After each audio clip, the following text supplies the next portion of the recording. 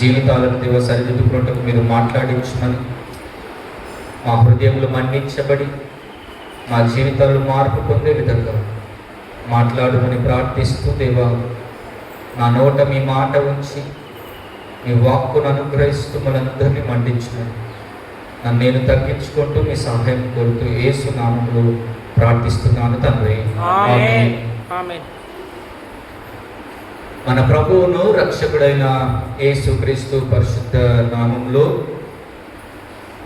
మరి యొక్క దినమున మీతో కలిసి దేవుని ఆరాధిస్తూ దేవుని మాటలు పంచుకోవడానికి దేవుడు అనుగ్రహించిన ఈ గొప్ప తరుణంను బట్టి మొదట దేవునికి వందనాలు సమర్పిస్తూ, ఇది ఆరాధనకు విచ్చేసిన సంఘమంతటికి మన ప్రభువును రక్షకుడైన యేసుక్రీస్తు పరిశుద్ధ నామములో మీ అందరికీ నేను శుభములు తెలియజేస్తూ, ప్రభు మీకు తోడయుండును గాక, మీ ఆత్మకును తోడయుండును గాక. నేటి వాక్య ధ్యానంను మనము ఆలోచించగలిగితే కనుక ఒక సామెత ఉంది, కోటి విద్యలు కూటి కొరక. అంటే దాని అర్థమైంది, ఏది చేసినా కానీ పొట్ట కూటి కొరకే. ఒకవేళ మిమ్మల్ని ఈ ప్రశ్న అడిగితే కానీ ఇల్లు గడిస్తే చాలు అని డైలాగ్ వేస్తాం కదా. ఇల్లు గడిస్తే చాలు అంటే అర్థం ఏంటిది? పెద్ద పెద్ద బంగ్లాలు కట్టుకోవాలని కాదు, పెద్ద పెద్ద కార్లలో తిరగాలని కాదు. మనిషి 3 పూటలు నేను అన్నం తింటే చాలు అని అర్థం.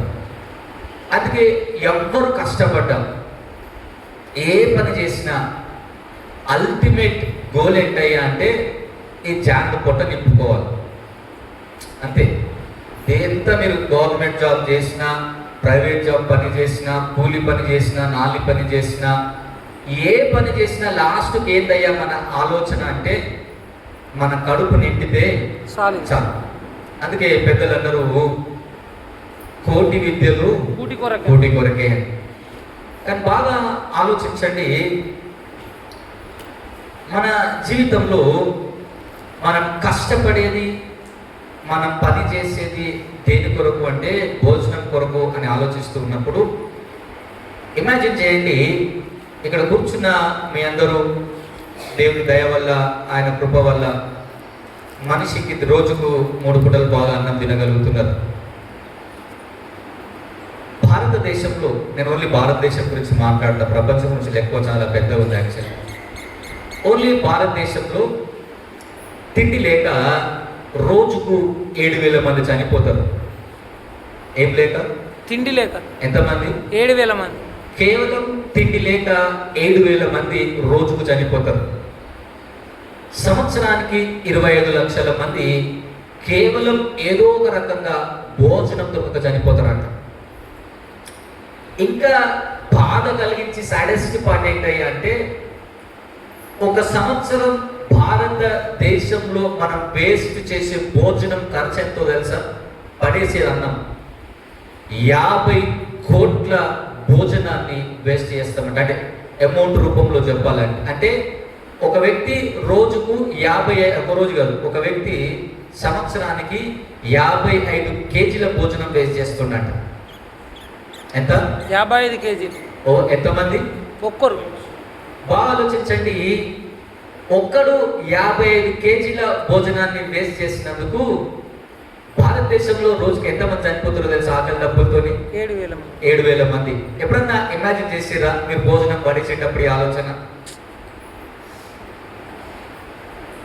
దేవుడి దయ వల్ల మీకు దేవుడు మంచి పంట పొలాలను ఇచ్చినాడు, మీకు సమృద్ధిగా పొలం పండుతుంది, ధాన్యం నూరంతలు దేవుడు ఆశీర్వాదంతో ఇంట్లో నింపుతున్నాడు.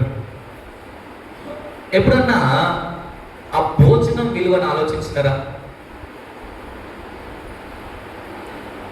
50 కోట్లు, 1 కోటి 2 కోట్లు కాదు, ఒకవేళ అందరూ వేస్ట్ చేసే భోజనాన్ని అమౌంట్ రూపంలో క్యాలిక్యులేట్ చేస్తే 50 కోట్లు.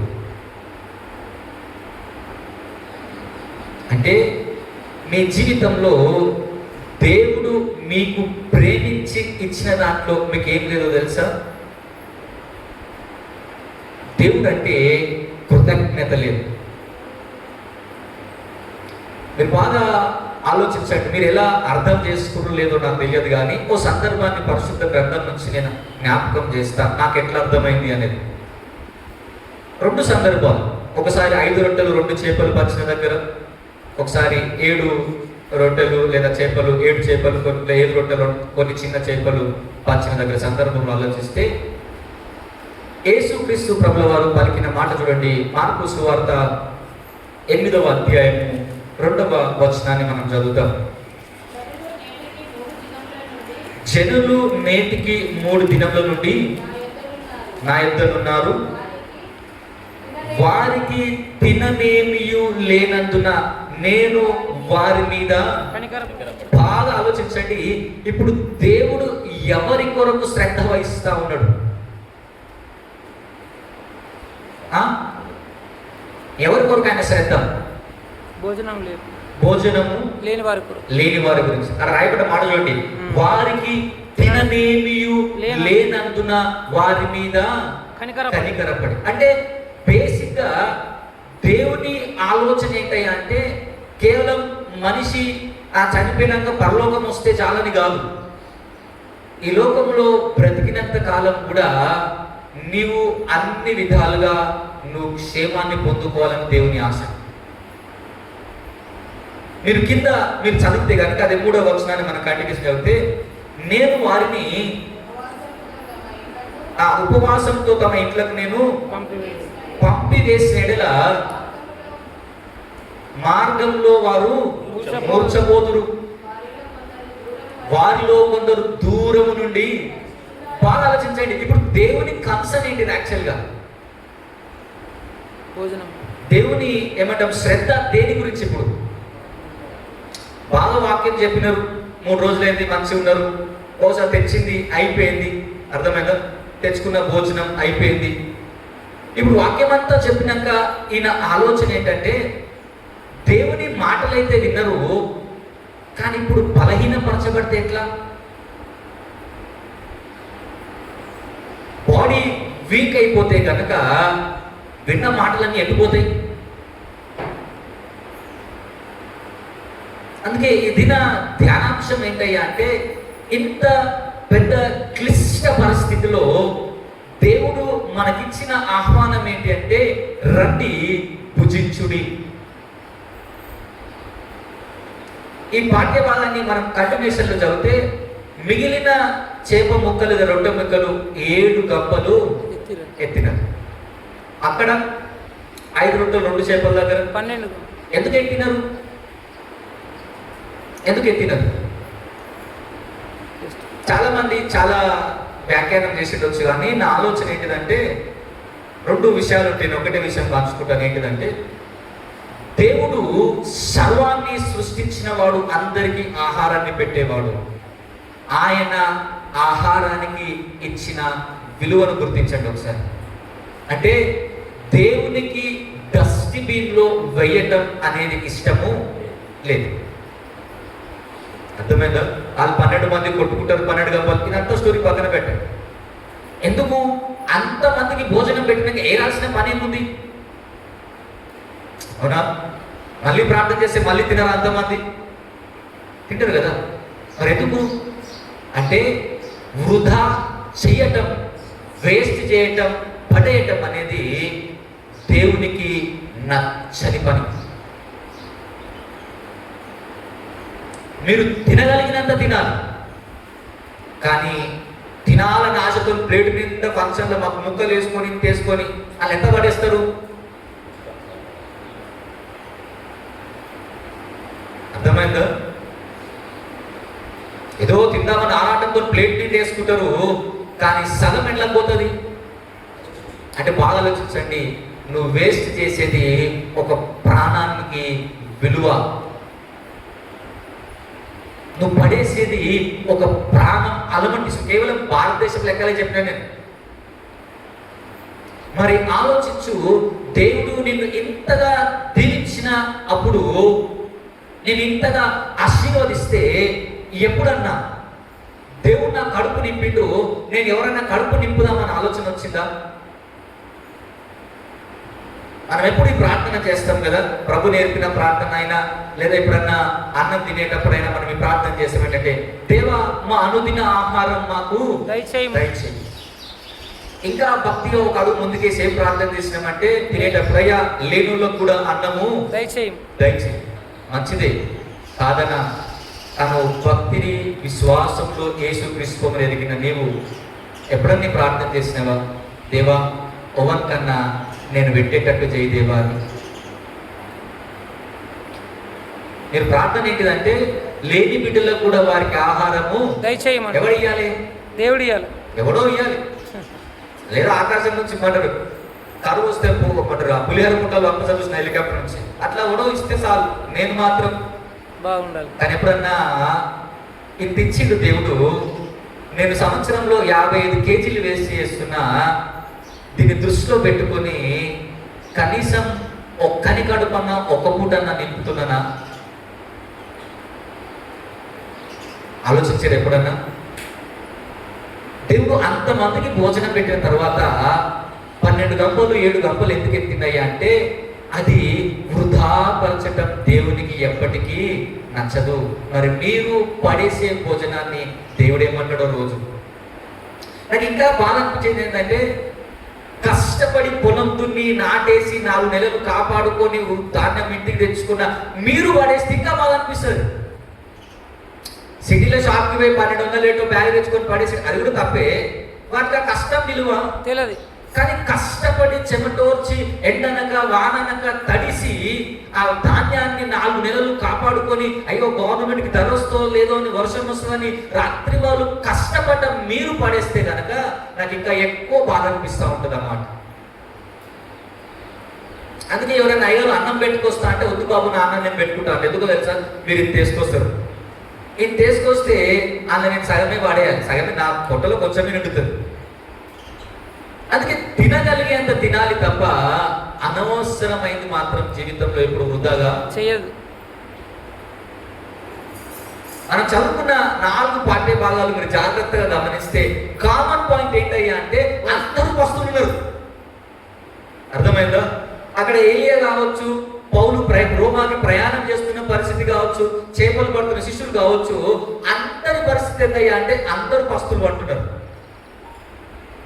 అందరూ పస్తులు పంట ఉంటే అద్భుతంగా అందరికి దేవుడు ఆహారాన్ని ఇచ్చినాడు, దయచేసి.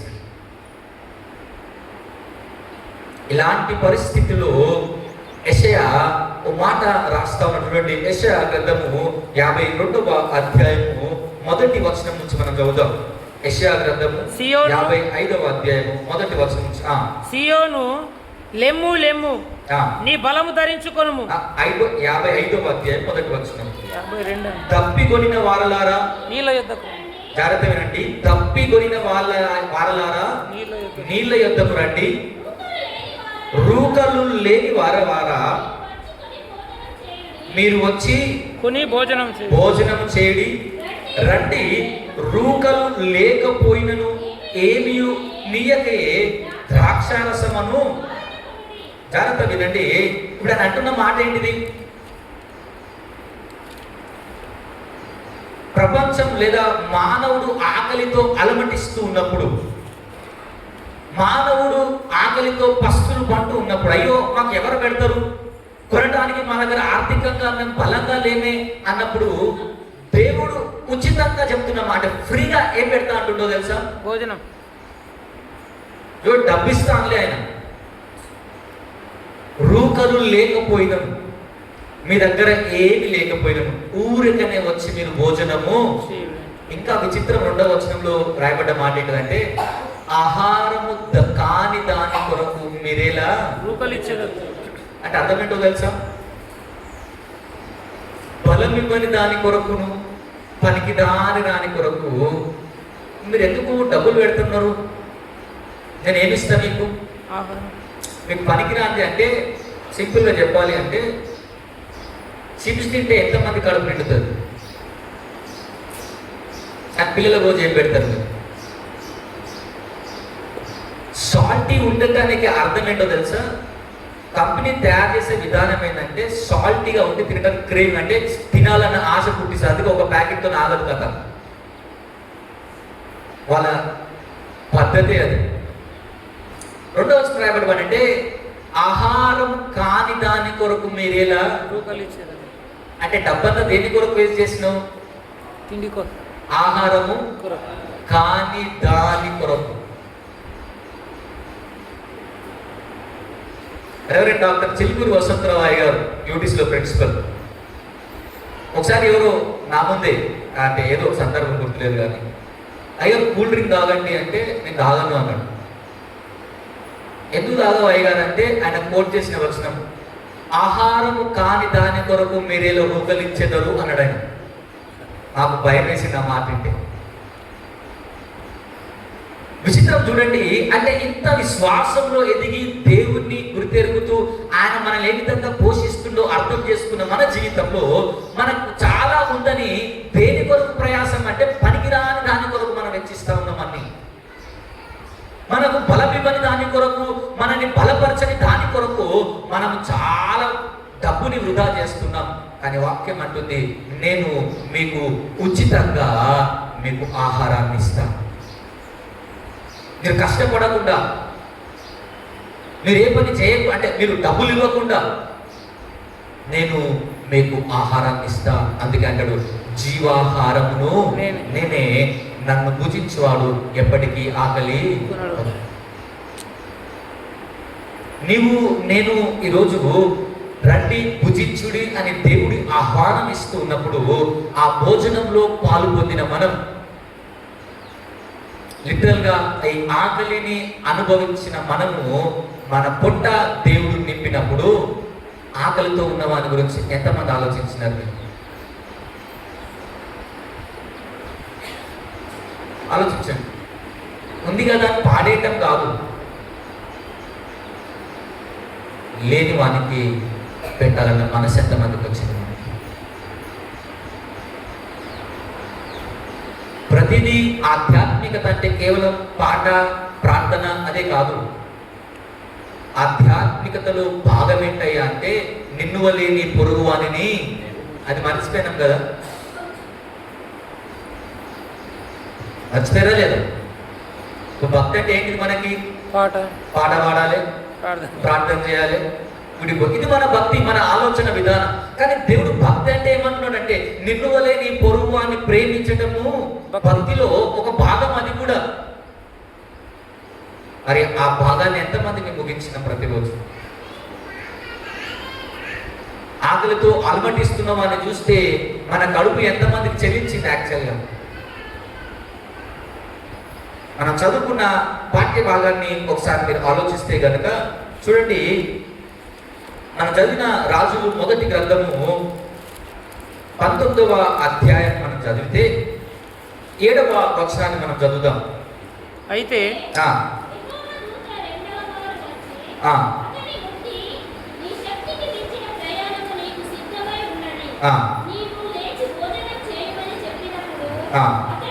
అతడు లేచి భోజనం చేసి ఆ భోజనము బలము చేత 40 రాత్రింపగలు ప్రయాణము చేసి చాలు. చూడండి, ఏలియా జీవితాన్ని బాగా ఆలోచిస్తే కనుక 18వ అధ్యాయంలో వాడు గొప్ప ప్రార్థన చేసినాడు. 2 ప్రార్థనలు ఏంటిది అంటే ఆయన ప్రార్థన చేస్తే దేవుడు ఆకాశం నుండి అగ్ని కురిపించి బలిపీఠాన్ని కాల్ చేసినాడు. ఇది మొదటి ప్రార్థన. 2వ ప్రార్థన అద్భుతం ఏంటయ్యా అంటే మనడు ప్రార్థన చేయగానే మెండైన వర్షము కురిపించింది. చూడండి, దేవుడు ఇమీడియట్ గా 2 ప్రార్థనలకి దేవుడు జవాబు ఇచ్చేసినాడు. ఇప్పుడు 19వ అధ్యాయంలో 3వ ప్రార్థన కంటిన్యూషన్ లో 3వ ప్రార్థనలో ఏంటి మనమో తెలుసా? దేవా బతికింది చాలు, ఈ ప్రాణం తీసుకో. లిటరల్ అదే మాట. మీరు కాలం చూడండి, 19వ అధ్యాయము 3వ వచనం చూడండి. లేచి 4వ వచనం చూడండి. యెహోవా నా పితరుల కంటే నేను ఎక్కువ వాడను, ఇంత మట్టుకు చాలు, నా ప్రాణము తీసుకొనుము అని ప్రార్థన. ముందటి అధ్యాయంలో మనడు ప్రార్థన చేస్తే అగ్ని దిగి వచ్చింది, ఆకాశం వర్షాన్ని కురిపించింది. ఇప్పుడు ఇమీడియట్ ప్రార్థన దేని గురించి? ప్రాణం తీసుకో, నా ప్రాణము తీసుకో. నేను బతకలేనిగా. ఎందుకు? యెజబెలు రాని నన్ను చంపాలని తరుముతూ ఉంది. ఈ తరమటంలో నేను చనిపోతా. ఓ మనిషి లేదా భక్తిహీనుల చేతిలో చనిపోవటం కంటే దేవా నీవే నా ప్రాణం తీసుకుంటే కనుక నాకు చాలా తృప్తి అని. కానీ దేవుడు ఈ ప్రార్థనకి ఎస్ అని యాక్చువల్గా. ఒకవేళ ఎస్ అని ఉంటే కనుక చనిపోకుండా పరలోకానికి పోయే భాగ్యం మిస్ అయ్యేటోడేమో. అయితే బాగా ఆలోచించండి. ఇప్పుడు ఏలియా కన్సర్న్ దేవుడి మీద ఎలా ఉంది అంటే, నేను ఇప్పుడు ఏలియాను బలపరచాలి, ఏలియాను ధైర్యపరచాలి, ఏలియాను నేను బ్రతికించాలి అని ఆశపడిన దేవుడు ఇప్పుడు ఇమీడియట్ గా చేసిన పని ఏంటిదంటే, దేవుడు ఏలియాకి ఆహారం పంపిస్తున్న చదివిన మాట ఏంటో తెలుసా? నీ శక్తికి మించిన ప్రయాణం నీ కొరకు సిద్ధమై ఉంది, కాబట్టి ఏలియా నువ్వు లేచి భుజించు. దేవుడు మనల్ని ఆహారంతో పోషించాలనుకుంది ఎందుకయ్యా అంటే, మనము శారీరకంగా ఆరోగ్యంగా ఉండాలని. దేవుడు మన ఆరోగ్య విషయంలో శ్రద్ధ కలిగిన వాడు చెప్పే మాట ఏంటిదంటే, తినే ఆహారం ఎలా ఉండాలి అంటే బలం ఇచ్చేదై ఉండాలి. బలం అంటే రోజు నాన్ వెజ్జే కాదు. ఉంటారు కదా భక్తులు, ముక్కలేని ముద్ద దిగిన వాళ్ళు, అది కాదు. తినే ఆహారాన్ని నువ్వు బలం తెచ్చుకునే విధంగా ఉండాలి. మీరు డబ్బు ఎలాంటి దాని కొరకు ఖర్చు చేయాలి అంటే, నేను బాగుండాలి అనే దాని కొరకు ఖర్చు చేయాలి. దేవునికి ఇచ్చిన దాన్ని నేను ఆరోగ్యంగా ఉండాలి అనే దాని కొరకు ఖర్చు చేయాలి. ఒక భక్తుడు ఏమంటాడంటే, మెడిసిన్ మీద శ్రద్ధతో మెడిసిన్ వేసుకునే అంత శ్రద్ధ రోజును అన్నం మీద పెడితే కనుక టాబ్లెట్ వేసుకునే పని ఉండదంట. నేను చెప్పింది అర్థమైందా? టాబ్లెట్ మీద ఎంత శ్రద్ధతో టైం వేసుకుంటామో అంతే శ్రద్ధ నువ్వు ఆహారం మీద పెడితే కనుక టాబ్లెట్ తినే పని ఉండదు, రాదు. కానీ మనం ఏం చేస్తాం? మనం టాబ్లెట్లకు ఎక్కువ ఖర్చు పెడతాం, కానీ తిండికి చాలా తక్కువ ఖర్చు పెడతాం. పనికిరాని కొరకు ఎక్కువ ఖర్చు పెడతాం, పనికొచ్చే దాని కొరకు తక్కువ ఖర్చు. కానీ దేవుడు రండి భుజించుడి అన్న మాటలు ధ్యానం చేస్తున్నప్పుడు ఆయన ఆశ ఏంటిదంటే, మానవుని బలపరచాలి నేను. ఎందుకు? ఈ జీవిత ప్రయాణము చాలా కష్టంతో కూడుకుంది. ఈ కష్టాన్ని అధిగమించడానికి మనందరికీ బలాన్ని అనుగ్రహించాలని దేవుడు ఆశపడతా ఉన్నాడు. ఆ బలం పొందుకోవటానికి మనం ఆహారం భుజించాలి తప్ప బలం తీసేసే దాని కొరకు మనం కష్టము. ఇంకేమంటాడు తెలుసా? ఈ ఆహారం ఎప్పుడైతే తిన్నాడో ఎన్ని రోజులు ప్రయాణం చేసినాడు? 40 పగళ్ళు రాత్రులు ఆయన కంటిన్యూస్ గా ప్రార్థన చేసాడు. ఎక్కడికి? దేవుడి పర్వతము అని పేరు పెట్టిన.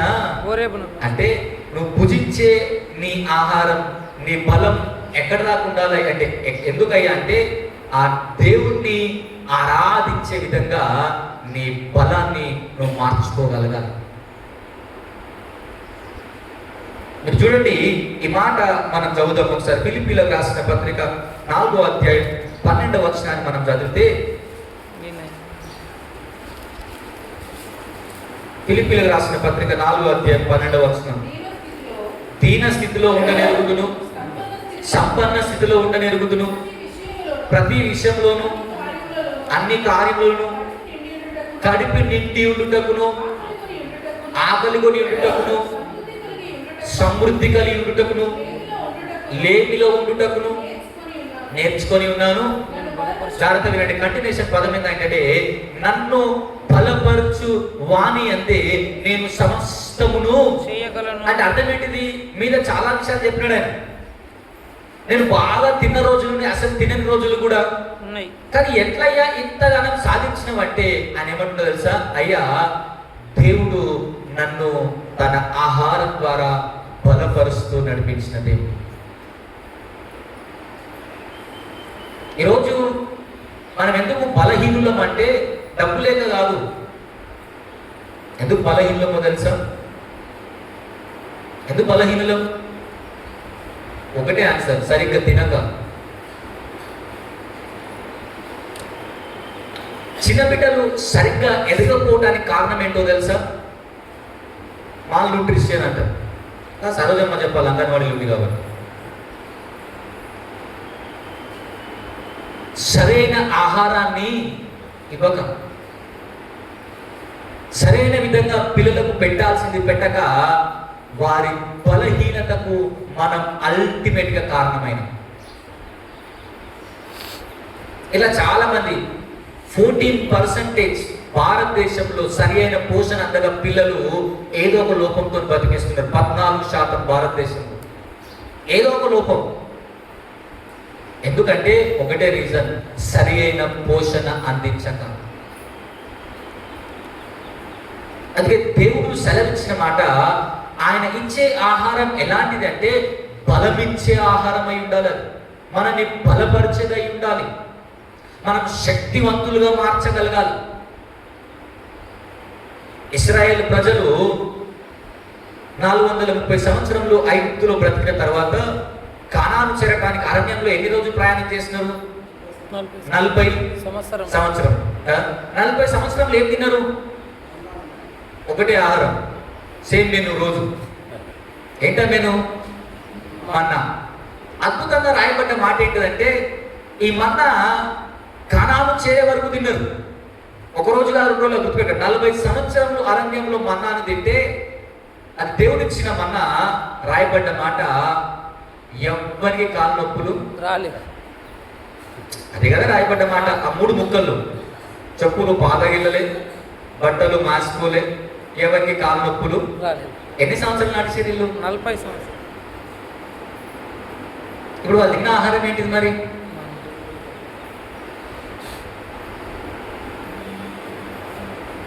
తినే ఆహారాన్ని శ్రద్ధ వహించడం నేర్చుకోవాలి. ఏదో పనికిరాని తినేసి కడుపు నింపుకోవటం కాదు. జీవితంలో దేవుడు మనల్ని ప్రేమించి మనకిచ్చినప్పుడు సరి అయిన విధంగా ప్రతి దాన్ని ఉపయోగించడం నేర్చుకోవాలి. యెషయా గ్రంథంలో రాయబడ్డ మాట ఏంటో తెలుసా? 40వ అధ్యాయంలో మీరు ఒకసారి చదివితే కనుక 29వ వచనాన్ని మనం చదువుతాం.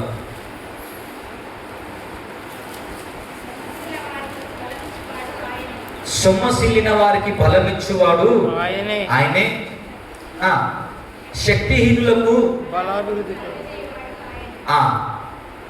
చదవండి, బాలురు సొమ్మసిల్లుదురు. బాగా ఆలోచించండి. ఒక 2 వచనాల్లో ఒక అంశం ఏంటిది?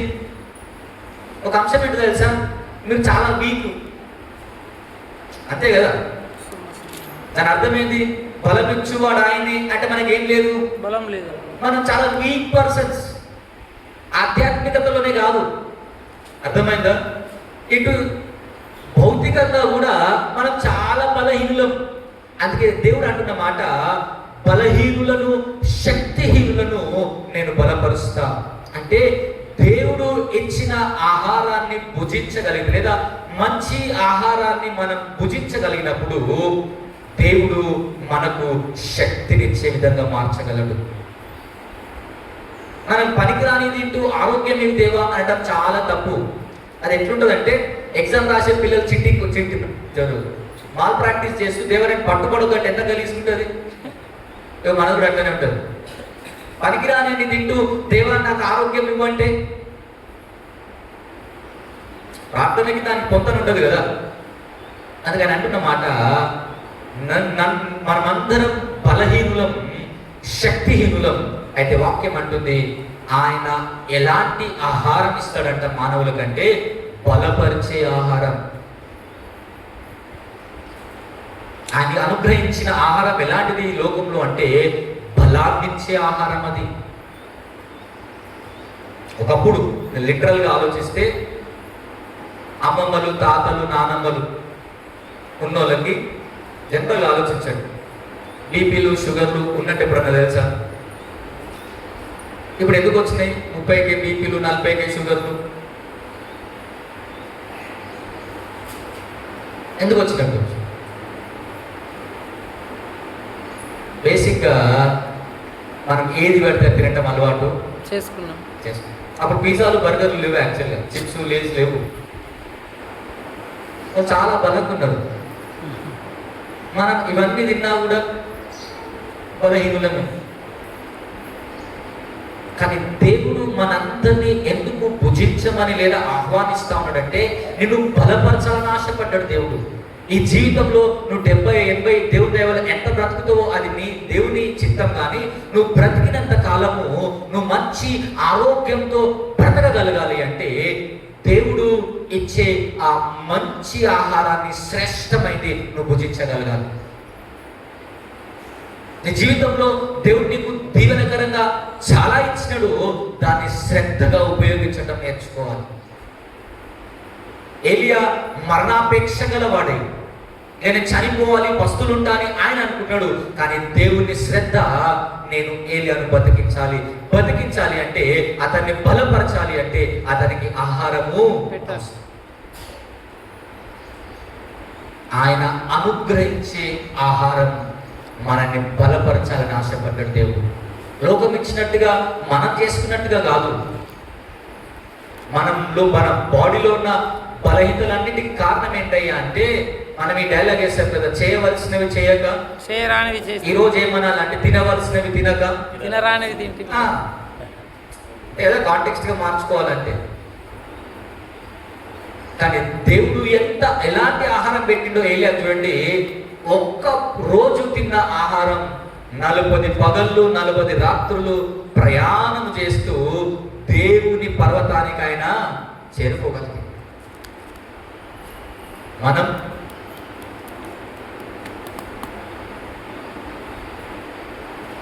అలాంటి ఆహారాన్ని దేవుడు మనకు ప్రసాదించాలని ఆశపడ్డాడు. ఇది మొదటిది.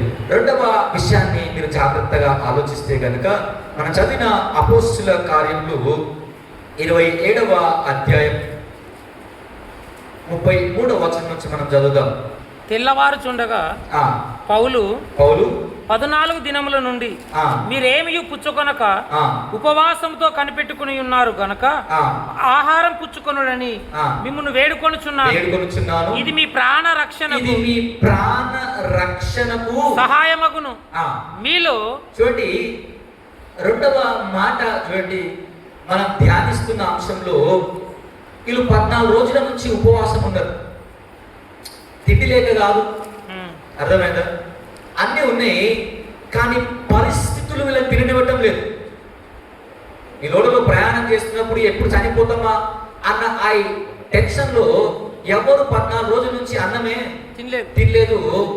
కానీ పౌలు ఏమంటున్నారో తెలుసా? ఇప్పుడు అయ్యా, మనం ఇలా ప్రయత్నం చేస్తే బ్రతకం. ఎలా ప్రయత్నం చేయాలి మరి? తిని ప్రయత్నం చేయాలి. అంటే బాగా ఆలోచించండి. ఇప్పుడు ఆహారం ఏం చేయాలో తెలుసా? మనల్ని, మన ప్రాణాన్ని నిలబెట్టేదై ఉండాలి. ఆహారం, మనం తినే ఆహారము మన ప్రాణాన్ని కాపాడగలగాలి. అందుకే భోజనం ప్రాణాన్ని ఇస్తుంది, నిలబెడుతుంది నీ ప్రాణాన్ని. అలాంటి ఆహారాన్ని మనం ఎంతమందిని ప్రతిరోజు భుజిస్తాం? యేసుక్రీస్తు ప్రభుల వారు 12 సంవత్సరములు ఉన్న ఒక చిన్న పాప చనిపోతే పోయి, మీ అందరికీ తెలుసు, తల్లితాకుమి అని ఆ బిడ్డను లేపినాడు. లేపిన తర్వాత ఆ అధ్యాయంలో చివరి పేరాలు లాస్ట్ లైన్ ఏంటో తెలుసా? ఆహారం పెట్టుడు. ఈమెకు ఆహారము పెట్టుడి. ఎందుకు దేవుడు ఆ మాట అన్నాడో నాకు తెలియదు, కానీ నాకు చదువుతుంటే వచ్చిన ఆలోచన, బహుశా ఆ బిడ్డ తినే ఆహారము తన శక్తి, తన ప్రాణాన్ని కాపాడుకోలేకపోయింది. దేవుడు ఇచ్చిన ప్రాణం నిలబడటానికి ఇప్పుడు తల్లిదండ్రులకు ఇచ్చిన ఆజ్ఞ ఏంటో తెలుసా? ఈమెకు మంచి భోజనం ఈ రోజు నుంచి పెట్టండి. ఈమె తన బలహీనతలను అధిగమించటానికి, తన ప్రాణము కాపాడబడటానికి ఈ బిడ్డకు ఆహారం పెట్టండి ఈ రోజు నుంచి. నేను అనుకుంటున్నా, బహుశా నాకు తెలియదు, కానీ ఆహారం కొద్దుతో చనిపోయిందేమో ఆ బిడ్డ. ఇది జస్ట్ నా ఊహ మాత్రమే, నేను రైట్ అయింది వచ్చు రాంగ్ అయింది వచ్చు నాకు తెలియదు. ఆయన అన్నమాట, ఈ బిడ్డకు భోజనము 14 రోజుల నుంచి ప్రాణాన్ని రక్షించుకోవాలని తినకుండా ప్రయత్నం చేస్తున్నారు. కానీ పౌలు అంటున్నాడు, ఈ ఆహారం తింటే ఇది మీ ప్రాణ రక్షణ కొరకు సహాయం అవుతుంది. అంటే తినే ఆహారము నన్ను నిలబెట్టాలి, తినే ఆహారం ద్వారా నా ప్రాణం కాపాడబడాలి. ఆహారం మీద శ్రద్ధ ఎప్పటి నుంచి వచ్చిందో తెలుసా మనందరికీ? 2020లో పెద్ద సంఘటన జరిగింది. ఏంటో సంఘటన? కరోనా వచ్చిపోయిన తర్వాత చాలా మందికి తిండి మీద శ్రద్ధ కలిగింది. అప్పటి వరకు చాలా వాటి మీద ఖర్చు పెట్టారు, నాకు తెలుసు చాలా మంది. కానీ వన్స్ కరోనా వచ్చిపోయిన వాళ్ళ పరిస్థితి ఆలోచించండి ఎట్లుండను. అదెందుకు? కరోనా వచ్చినప్పుడు బాగా పెట్టింది ఏంటిది? కరోనా వచ్చిన వాళ్ళకి టాబ్లెట్స్ ఒకటే కాదు. మీరు గాంధీ గవర్నమెంట్ హాస్పిటల్ పోతే డ్రై ఫ్రూట్స్ పెట్టి రోజు 3 పూటలు. ఎందుకో తెలుసా? నువ్వు బలపరచబడితే తప్ప నీ ప్రాణం రక్షించబడదు. సో నీ ప్రాణాన్ని రక్షించేది ఏంటో తెలుసా? టాబ్లెట్ ఒకటే కాదు, నీ ప్రాణాన్ని రక్షించేది ఆహారం. డాక్టర్ టాబ్లెట్ ఇచ్చినప్పుడు ఏమని చెప్తారు మీకు? తిన్న తర్వాత ఎప్పుడు వేసుకోవాలి? తిని ఒక్క గ్యాస్ట్రిక్ టాబ్లెట్ తప్ప, ఫ్యాట్ టాబ్లెట్ తప్ప మిగతా ఎప్పుడు వేసుకోవాలి? తిన్న తర్వాత వేసుకో. ఎందుకు? టాబ్లెట్ ఎప్పుడు పనిచేస్తుంది? తినకపోతే కాదు, టాబ్లెట్ పనిచేసేది ఎప్పుడో తెలుసా? తింటే. ఈ మాట రైట్ రాను మనకు హాస్పిటల్లో వేసే రమేష్ అనే చెప్పాలి మనకు. అంటే ప్రతి దానికి సంబంధం ఏంటో తెలుసా? ఆహారం. కానీ విచిత్రం ఏదో, ఎంత మంచి తిన్నా కూడా మనకి. అందుకే యేసుక్రీస్తు ప్రభువుని వెంబడిస్తున్నప్పుడు యోహాను సువార్త 6వ అధ్యాయంలో రాయబడ్డ మాట ఏంటో తెలుసా? మీరు పొట్టనిత్తుడు ఆయన వెంబడిస్తారు. యాక్చువల్గా మీరు సూచనలు చూపెట్టరు. ఆయన ఆహారం పెట్టి 5 2 చేపలు వచ్చి కాబట్టి నన్ను వెంబడిస్తున్నారయ్యా. కానీ అప్పుడు అంటాడు, క్షయమైన ఆహారం కొరకు మీరు కష్టపడద్దు, అక్షయమైన ఆహారం కొరకు కష్టపడదు, అది నేనిస్తా మీకు. అంటే ఆయన ఇచ్చే ఆహారం భుజించిన వాడు తన ప్రాణాన్ని కాపాడుకునేవాడు. మన జీవితంలో మన ప్రాణం నిలబడింది ఎప్పుడయ్యా అంటే మనము సరిగ్గా భుజించినప్పుడు. అది అందుకని అన్నమాట, జీవాహారమును నేనే. అంటే మిమ్మల్ని బతికించే ఆహారం నా దగ్గరనే ఉంది. ఆదాముని దేవుడు ఏదైనా తోట చేసి అందులో పెట్టినాడు. బాగా ఆలోచించండి, అట్లా అన్నీ ఏం చెట్లు ఉన్నాయి అంటే సింపుల్ ఆన్సర్ ఏంటంటే ఆదాముకి ప్రాణాన్ని ఇచ్చేదే తప్ప అతను నష్టపరిచేది ఏమైనా పెట్టి దానిలో ఒక 2 మీరు ఆ పక్కన పెడితే ఏ పండుగ తిన్నా అంటే ఏది తిన్నా ఏం కాదు మనోడికి. మీరు బాగా చెప్పండి, ఏది తిన్నా ఏం కాదు, నష్టం లేదు. అవునా? అంటే దేవుడు ఆది నుంచి శ్రద్ధ దేని గురించి? అరే ఈ పండు తింటే చచ్చిపోతావు, అర్థమైందా? సో ఈ పండు తిన మిగతా ఏదన్నా తిను, కానీ ఏది తిన్నా ఏం కాదు. ఇప్పుడు నీకు ప్రాణ భయం లేదు. అంటే బాగా ఆలోచించండి, దేవుడు ఆది నుంచి మన గురించి ఏం ఆలోచించినాడు? తింటే ప్రాణం నిలబడాలి తప్ప ప్రాణం పోయేది ఎప్పుడు కూడా తినొద్దు. మీరు 14 రోజుల నుంచి ఏమి తీసుకుంటలేరు కదా. ఉపవాసం ఉంటే ప్రాణం రక్షించబడదయ్యా. మనం చేసే పని, దేవుడు నాకు దర్శనం ఇచ్చి చెప్పినాడు, కలలో దూత ద్వారా మాట్లాడినాడు, మనం ఆహారం తిందాం, ఎవ్వరి ప్రాణం అంటాడు, ఒక వెంట్రుక కూడా మనది ఎవరిది రాలదు, దేవుడు సెలవిచ్చినాడు. కాబట్టి ఆయన రక్షిస్తా అన్నాడని మనం ఇట్లనే ఉండొద్దు. మనం ఆహారం తిందాం. ఈ ఆహారం మన ప్రాణ రక్షణ కొరకు అవసరమైంది. మరి జీవితంలో ఆకలి గురించి అలమటించిన వానికి తెలుసది బాధ ఎంతో. ఆకలి గురించి 1 కిలోమీటర్ నీళ్లు మోసుకపోయిన వానికి తెలుస్తుంది, ఒక డ్రాప్ కింద పడితే ఎంత బాధ అనిపిస్తుంది కదా. రోజు కష్టపడి పని చేసినకి లేదా ఆకలి బాధ తెలిసినట్టు అడగాలని, అరే అసలు ఆకలి అంటే ఏంటిరా? 3 పూటలు హ్యాపీగా తింటున్నాం దేవుని దయ వల్ల. మంచిదే, నేను కాదన్నాను. కానీ తినేది మంచిదేనా? మీ పిల్లలకు మీరు పెట్టేది మంచిదేనా? మీ పిల్లలకు మంచిగా ఇస్తున్నారా మీరు? నీ ప్రాణం నిలబడాలి ప్రతిరోజు. దేవుడు ఆయుష్నిచ్చినంత మట్టుకు నువ్వు మధ్యలో రాలిపోకుండా చివరి మట్టుకు నీ ప్రాణం కాపాడుకుంటూ పోయేది నువ్వు మంచి ఆహారాన్ని భుజించినప్పుడు. నాకు తెలుసు చాలా మంది పిల్లలు నాతో పాటు 7 ప్రారంభించిన ఒక అన్న ఉండే ఆస్టిన్ అని, లేట్ చనిపోయినాడు కరోనాలో. వాళ్ళ పిల్లలకి చాలా లాంగ్ బ్యాక్ ఏదో కడుపు నష్టం తీసుకపోతే డాక్టర్ చెప్పిన మాట, వీళ్ళు చాలా ఫాస్ట్ ఫుడ్ నూడిల్స్ తింటున్నారు, దయచేసి ఆ నూడిల్స్ ఫాస్ట్ ఫుడ్ బంద్ చేయండి అని చెప్పినారు. అంటే అన్నకి లేక పుట్టినారు పిల్లలు చాలా లేట్గా. సో ఆ ప్రేమ అన్ని పెట్టాలని ఆశపడ్డది. కానీ ఒకరోజు డాక్టర్ అన్నమాట, ఇలాంటి ఇప్పటి నుంచి మీరు అంటే అప్పటిదాకా తిన్నది ఏం కాపాడలేదు, ప్రాణాన్ని నిలబెట్టలేదు. సో నీ ప్రాణాన్ని కాపాడేది ఏంటిదో తెలుసా? సరి అయిన ఆహారం. అలాంటి ఆహారాన్ని దేవుడు మనకు ఉచితంగా ఇచ్చినాడు. మీరు గుర్తు చేసుకుంటే కదా, అది మనల్ని భుజించమని పిలుస్తాం. బట్టి ఇక చివరి మాట మనం ధ్యానం చేస్తే కనుక, మనం చదివిన యోహాను సువార్త 21వ అధ్యాయము 12వ వచనాన్ని మనం చదువుదాం. యేసు రండి భోజనము చేయుడని వారితో అనెను. ఆయన ప్రభు అని వారికి తెలిసినందున నీవెవడమని శిష్యులు ఎవడను ఆయన అడుగా, యేసు వచ్చి ఆ రొట్టెను తీసుకొని వారికి పంచిపెట్టెను, అలాగే చేపలను కూడా పంచిపెట్టాను. చూడండి, దేవుడు ఇచ్చిన ఆహారం ఎలాంటిది అంటే, ఇది దేవునితో సహవాసం చేయడానికి ఇచ్చిన పిలుపు. 21వ అధ్యాయంలో మీరు బాగా ఆలోచిస్తే చాలా ఆలోచనలు ఉన్నాయి. ఒక ఆలోచన నేను పంచుకుంటాను. ఇప్పుడు యేసుక్రీస్తు ప్రభు 3వసారి వీళ్ళ ప్రత్యక్షం అవుతున్నప్పుడు, ఈ ప్రత్యక్షత కాకముందు వీళ్ళందరూ ఎక్కడ బ్రతికినారు? చేపలు అంటే బాగా ఆలోచించండి. ఆయన పునరుద్ధుడు ఆయన లేచిన తర్వాత 4 గుడల మధ్యలో బ్రతికేస్తా ఉన్నారు, అవునా? సడన్ గా పేతుడికి ఏమనిపించింది ఒక రోజు అంటే, నేను చేపలు పట్టపోదు. ఎందుకు అన్నాడు ఉండొచ్చు?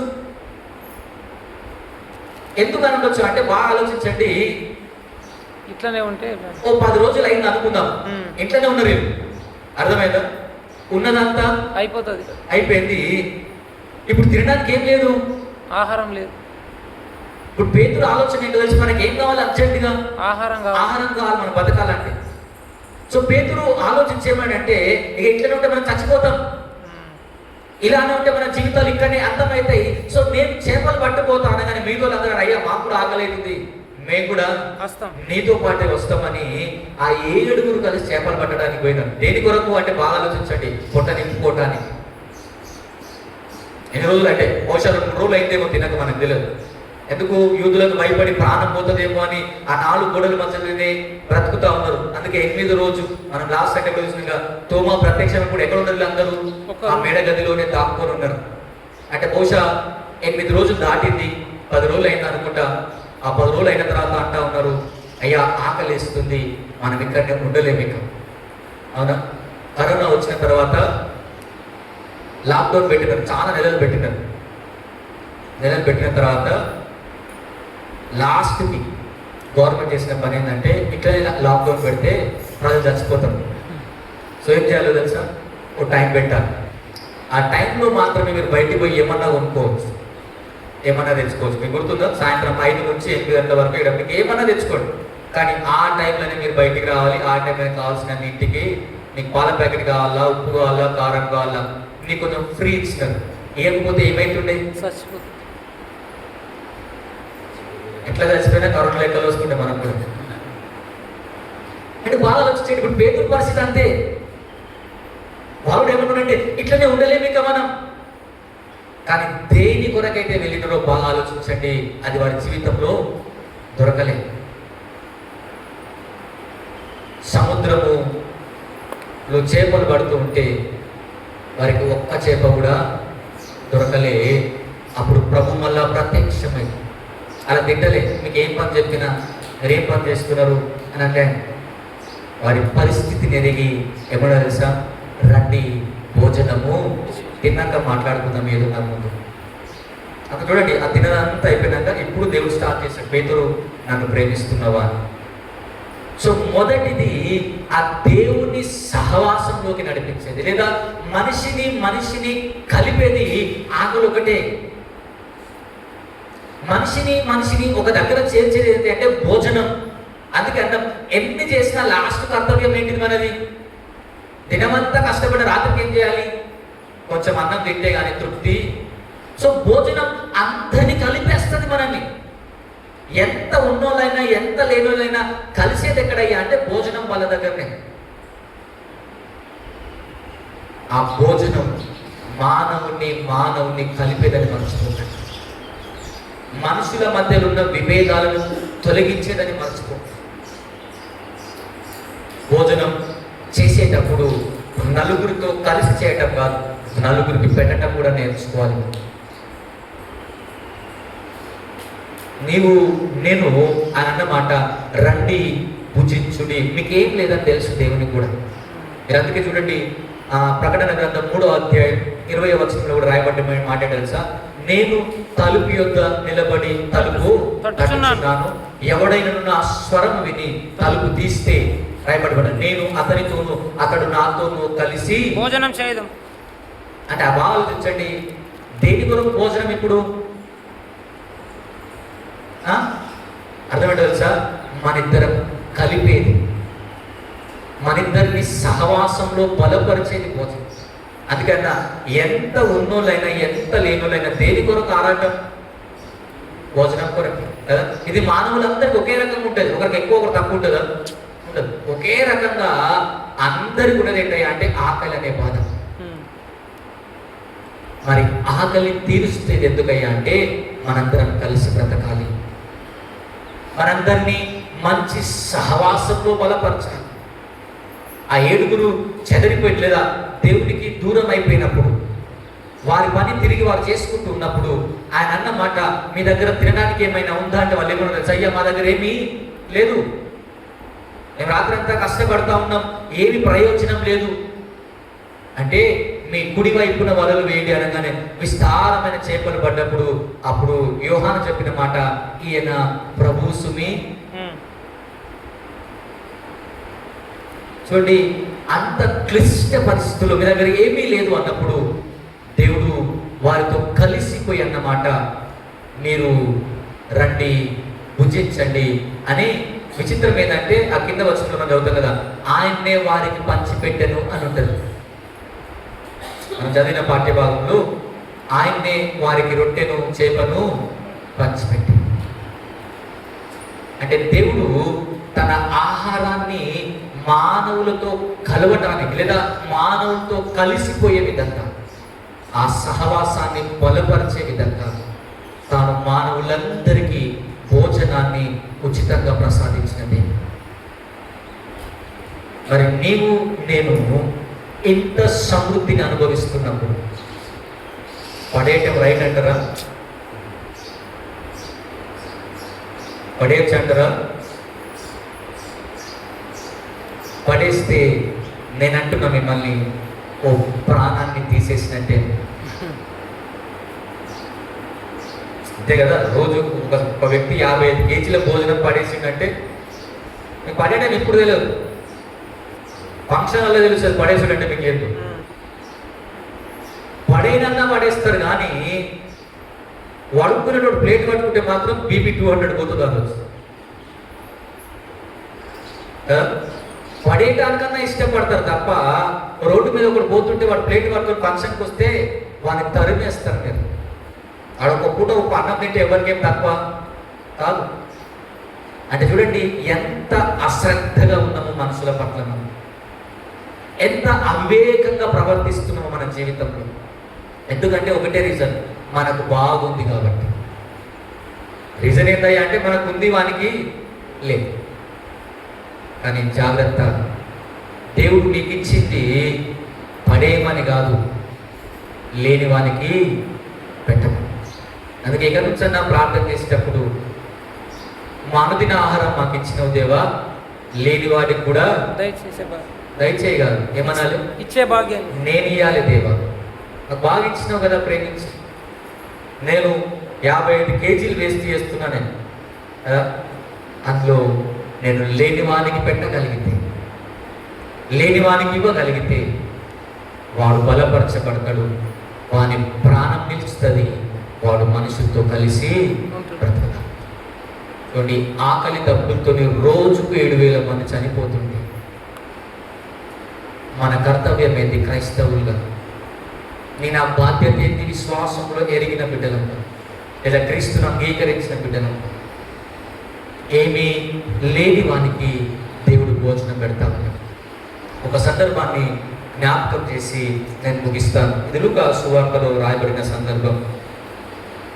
మీ అందరికీ తెలుసు అనుకుంటున్న ఈ సందర్భం. ఏంటి ఆ సందర్భం అంటే, ఓ ధనవంతుడు, ఎవరు? దరిద్రుడు. ఓ లాజర్.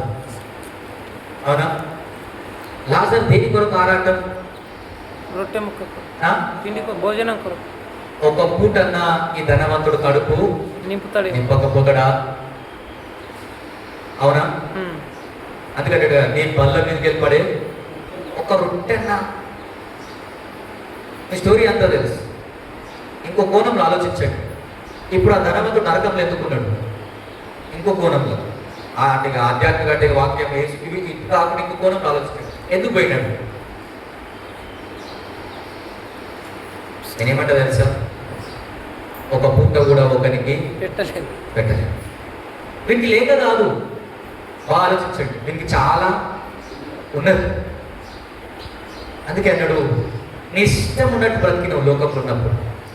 లాజరు తనకున్న జీవితాన్ని వాడు కూడా అనుభవించాడు. వీళ్ళిద్దరు ఎక్కడెక్కడ ఉన్నారంటే రోజు ఒకరినొకరు చూసుకుంటున్నారు. యాక్చువల్గా ఎంతో దూరం లేడు లాజరు, కనబడినంత దూరం ఏం లేదు. గేట్ ముందే రోజు కూర్చొని చూస్తా ఉన్నాడు. కానీ ఒక్క పూట కూడా మనడు పెట్టలేదు. అయితే నరకంలో పోయినాక మనం దేని కొరకు ఆరాటం అనుకుంటో తెలుసా? చుక్క దాహం కొరకు. ఏదైతే ఇక మన బాధ ఏదైతే మస్తు తిన్నాడో ఈ లోకంలో, ఇప్పుడు ఏం కొద్ది ఉందో తెలుసా మనకి?